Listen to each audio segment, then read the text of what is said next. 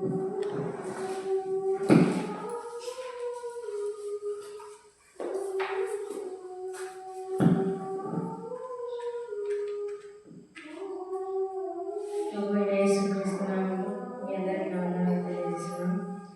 సమయంలో ప్రత్యేకంగా మరి కొన్ని నిమిషాలు దేవుని మాటలు ధ్యానించుకున్నట్లయితే ఆత్మ నడిపింపు చేత క్రీస్తు ప్రేమను మనం వివరించుకున్నాము. మత్తయి సువార్త 8వ అధ్యాయం 23వ వచనం. ఆయన ధోని ఎక్కినప్పుడు ఆయన శిష్యులు ఆయన వెంట వెళ్ళి అంతటా సముద్రం మీద తుఫాను లేచినందున ఆ ధోని అలల చేత కప్పబడింది. అప్పుడు ఆయన నిద్రించుచుండగా యేసు ప్రభు శిష్యులు ఒక ప్రాంతానికి ధోనిలో ప్రయాణం చేస్తున్నారట. ప్రయాణం చేస్తున్నప్పుడు ఆ ధోనిలో యేసు ప్రభు శిష్యులు కూర్చొని మరి ప్రయాణం చేస్తుండగా ఒక పెద్ద తుఫాను అంటే వచ్చిందట. వచ్చి అలా అంటే ఆ పడవ ఏం చేసిందంటే మునిగిపోతా ఉంటే యేసు ప్రభు ఆ పడవలో ఏం చేస్తున్నాడంటే ఆయన నిద్రపోతున్నాడట. ఆ పడవలో నిద్రపోతుంటే శిష్యులు భయపడి యేసు ప్రభు దగ్గరికి వచ్చి ప్రభు మేము నశించిపోతున్నాము అనేది యేసు ప్రభుని లేపుతూ యేసు ప్రభు దగ్గరికి వచ్చి మేము నశించిపోతున్నాము, మమ్మల్ని రక్షించు అని యేసు ప్రభు లేపినాడట. లేపి ఆయన లేచి అందుకు యేసు ప్రభు వాళ్ళతో అంటున్నాడు, అందుకు ఆయన అల్ప విశ్వాసులారా ఎందుకు భయపడుతున్నారని వారితో చెప్పి లేచి గాలిని సముద్రంలో గద్దింపగా మిక్కిలి నిమ్మలమైనట. అంటే ఆయన లేచి ఆ గాలిని సముద్రంలో గద్దించినప్పుడు అది ఆయన లోబడి అప్పుడు ఏం జరిగిందంటే ఆ మనుషులు అంటే యేసు ప్రభు శిష్యులు అవి గద్దించినప్పుడు యేసు ప్రభుని చూసి ఆ మనుషులు ఆశ్చర్యపడి ఈయన ఎట్టివాడో, ఈయనకు గాలియు సముద్రమును లోబడుచున్నవి అని చెప్పుకొనుచున్నారట. వాళ్ళే ఈయనకు అంటే సముద్రము గాలి ఈయనకు లోబడుతున్నవే, ఈయన ఎట్టివాడో అనేది వాడు చేసిన ఆ కార్యము వీళ్ళు ఒకరికొకరు పంచుకుంటున్నప్పుడు ఆయన నిజమైన దేవుడు కనుక అంటే ఆయన సర్వాధికారి కదా, సర్వము సృష్టించిన వాడు. సర్వం సృష్టించినప్పుడు ఆయనకు సర్వం ఖచ్చితంగా లోబడాల్సిందే. ఆయన సృష్టించినప్పుడు ఆయన సృష్టించిన ప్రతిదీ కూడా ఏది కూడా తిరుగుబాటు చేయకుండా, మనుషులైనా సృష్టి అయినా ఏది కూడా తిరుగుబాటు చేయకుండా ఆయనకు లోబడాలని దేవుని వాక్యం చాలా స్పష్టంగా సెలవిస్తుంది కనుక మరొక వచనం చదువుకున్నాం. ఆయన అద్దరినున్న గద్దరేయుల దేశము చేరగా దయ్యములు పట్టిన 2 మనుషులు సమాధులలో నుండి బయలుదేరి ఆయనకు ఎదురుగా వచ్చేది.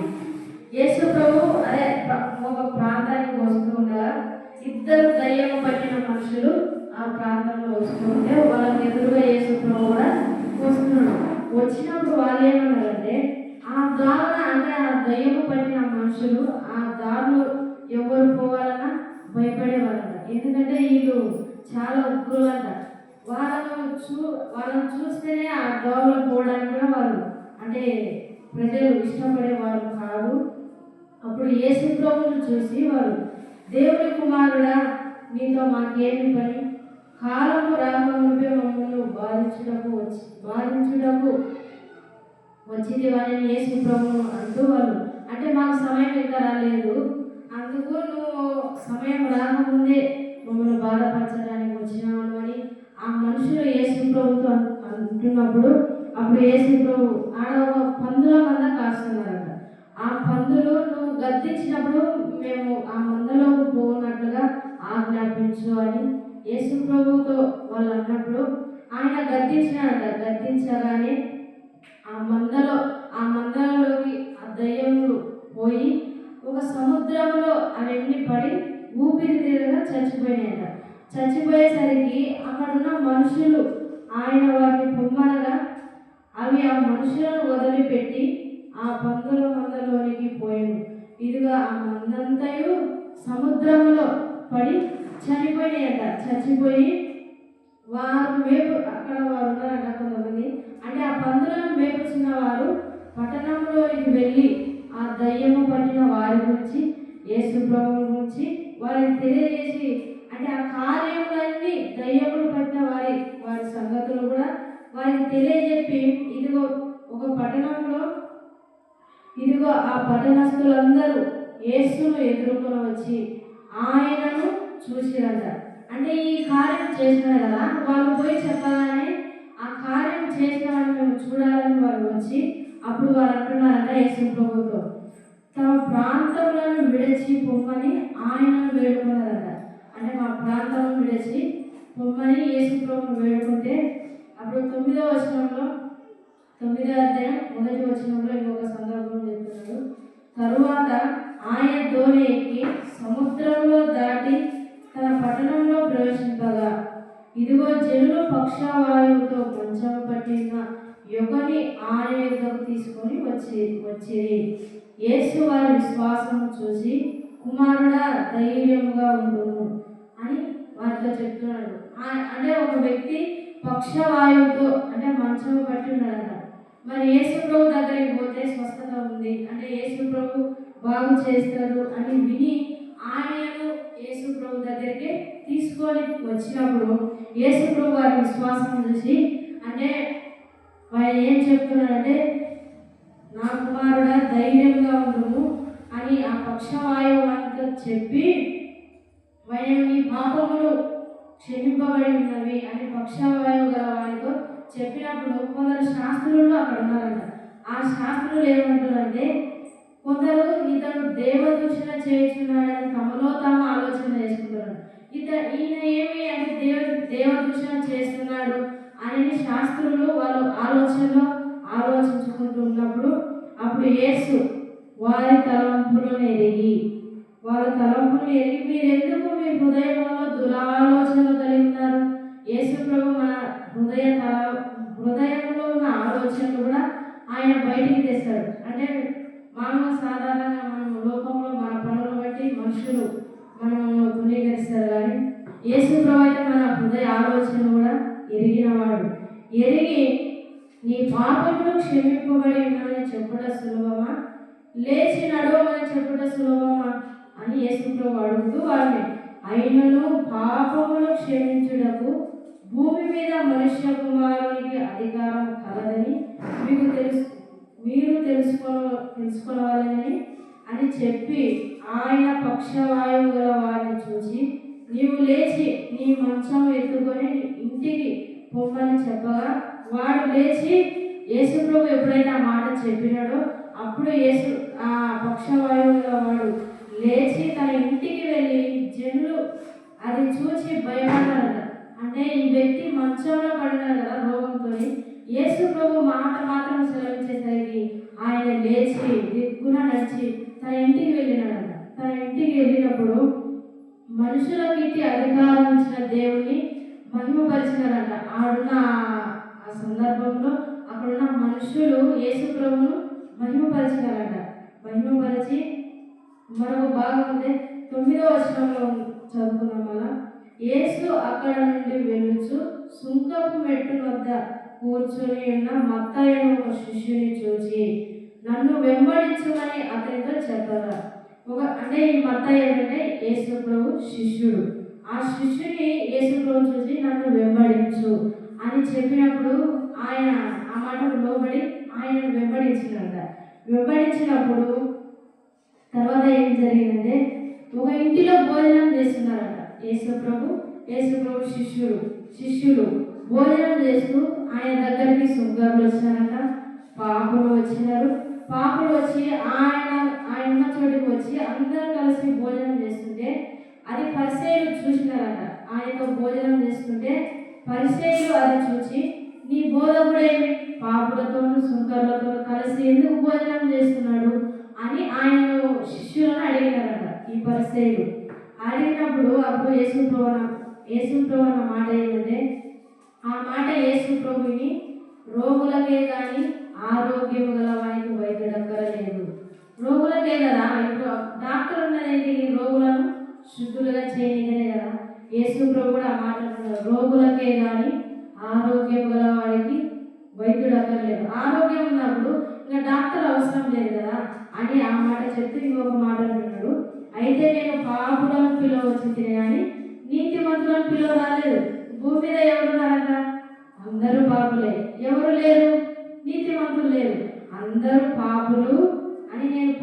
పాపులనే పిలువచ్చి తిని నీతిమంతులను పిలువ రాలేదు నేను. ఈ భూమి అందరూ చావునకు లోనైన వారమే. ఆదాము నుంచి దేవుని దేవుని దేవుని సహాయం కోల్పోయాము, దేవుని ప్రేమను కోల్పోయాము. ఆదాము ద్వారా ఆదాము అవిధేయతను బట్టి మనమందరం పాపులముగా ఎంచబడుతున్నాం. మనం పాపం చేసేందుకు పాపులం కాదు, కానీ కేవలం మన పుట్టుకతోనే పాపులమని దేవుని వాక్యం చాలా స్పష్టంగా మనకు తెలియపరుస్తూ, ఫస్ట్ మీరు వెళ్ళి వాక్య భావం ఏమిటో వెళ్ళి నేర్చుకోండి అని శాస్త్రులతో యేసు ప్రభు చెప్తున్నప్పుడు మళ్ళీ ఇంకొక మాట చెప్తున్నాడు.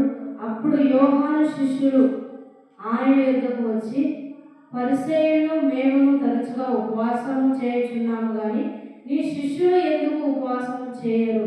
దీనికి హేతువేమని ఆయన అడుగగా, యోహాను శిష్యులు వచ్చినారట. అంటే యోహాను ఏమంటే బాప్తిసం ఇచ్చు యోహాను వచ్చి, మేమును అంటే ఉపవాసం చేస్తాం కదా, నీ శిష్యులు ఎందుకు ఉపవాసం చేయరు అని యేసు ప్రభుని అడిగినప్పుడు యేసు ప్రభు ఒక ఉదాహరణ చెప్తాడు. యేసు పెళ్లి కుమారుడు తమతో కూడా నుండు కాలమున పెళ్లి ఇంటి వారు దుఃఖపడగలరా? అంటే ఒక ఇంట్లో ఒక వివాహం జరుగుతుంది. ఆ వివాహంలో అందరు ఎట్లా ఉంటారు అంటే ఉపవాసం చేయరు కదా, అందరు సమృద్ధి అని మంచి వస్త్రములు కట్టుకొని ఆ పెళ్లిలో వాళ్ళు ఆనందపడి ఆ పెళ్లిలో పాలు పంపులు పొందుకుంటారు. అదే కదా యేసు ప్రభు వారి దగ్గర ఉన్నారు కదా. ఉపవాసం యేసు ప్రభు భూమి మీదకి వచ్చినప్పుడు ఉపవాసం చేయాల్సిన అవసరం మనకు లేదు. ఉపవాసం చేసి మనం ఏదో చేయాలా, దేవుని దృష్టికి నీతిమంతులం కావాలా అనేది లేదు అని ఆ సందర్భం చెప్తున్నాడు. యేసు ప్రభు శిలువ మరణం ద్వారానే ఆయన నమ్మితేనే మనం నీతిమంతులం. మనం ఏదో ఉపవాసాలు ఉన్నందుకు కాదు, మనం ఏదో మంచి పనులు చేసినందుకైతే అస్సలు కానే కాదు. ఆయన చేసిన ఆ పుణ్యకార్యం ద్వారానే మనం నీతిమంతులమే. ఫస్ట్ ఆదామును బట్టి ఆయన ప్రేమను ఆయన స్వరూపమును మనం కోల్పోయినాం కదా.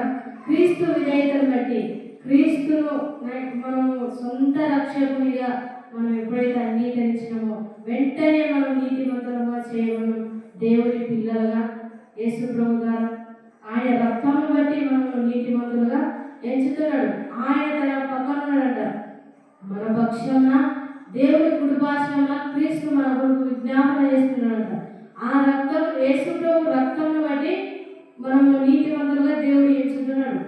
ఆయన ప్రేమను మనం ఎంత అర్థం చేసుకుంటే మనం అంత ఎక్కువగా ఈ లోకంలో ఆయనలాగానే మనం జీవిస్తాం.